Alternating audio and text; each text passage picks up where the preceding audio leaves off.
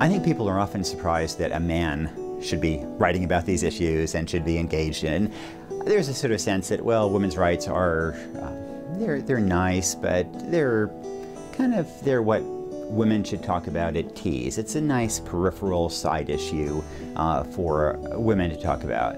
And so when a male New York Times columnist rants about it, they're surprised that, and I think it has to be that way. If it's only women who talk about women's rights, the issue is marginalized from the start. It doesn't get traction.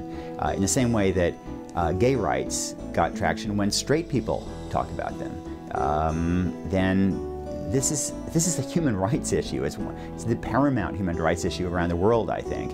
And just as the Holocaust wasn't a Jewish issue, just as civil rights weren't a black issue, when so many abuses happen to women around the world, that's not just a women's issue. We're pushing on an open door with Half the Sky. There has been a growing recognition in every sector, from aid groups to the American military. This is how you achieve a difference. I mean, it always strikes me talking to American generals in Afghanistan. You have these sort of hard-bitten generals who are, not your kind of fuzzy, natural, women's advocates. And one moment they're talking about airstrikes against the Taliban, the next moment they're talking about how to get more girls in school, because they know that if you get more girls in school in a district, that's one of the metrics they use for associated with less violence. And frankly, they're much more powerful advocates for girls' education than some bleeding heart New York Times columnist. We were originally a little bit wary of the idea of involving celebrities. I was A, a little nervous this might cheapen the product, frankly, and B, I just thought, oh, it might be a nightmare to have all these sort of celebrities running around the developing world and, wardrobe people and makeup people. I could imagine all kinds of problems, but in fact, it really worked out wonderfully. They were great to have along, and they, at the end of the day, we want people to watch this, and there are going to be more people who are going to watch it because Eva Mendes or Olivia Wilde or George Clooney are involved in it. And if they can cast their spotlight on a really important issue, then boy, more power to them. I think that they also function usefully as a proxy for the viewer. One of the impediments is that I've been to these places before. I've been covering these for decades, and so frankly, I'm a little bit numbed by some of it.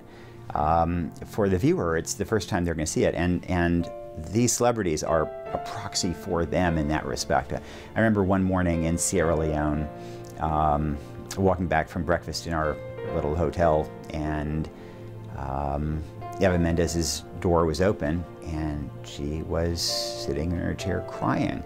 And I said, Eva, what's wrong?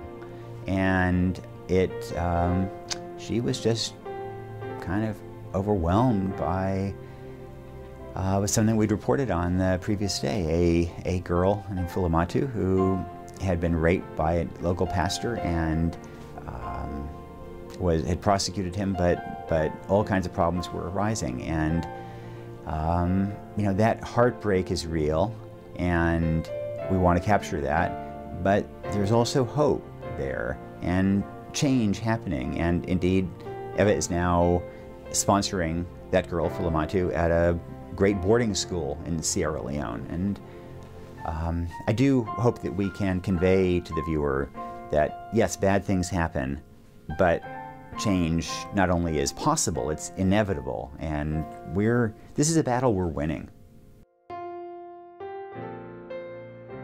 One of the things I've seen in my reporting is that, look, helping people is hard. It doesn't always work. You can't be glib about it. Solutions don't always work.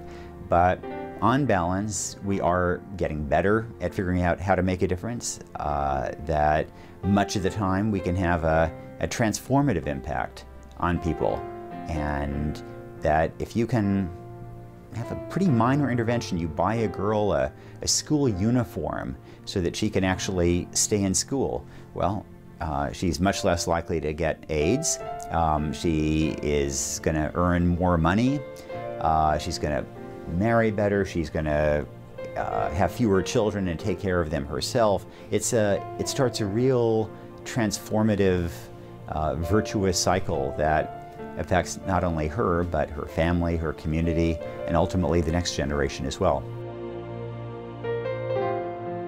We hope that it will gain momentum. We think this is a cause that is already gaining recognition, gaining steam, and that we can give it a little more of a nudge.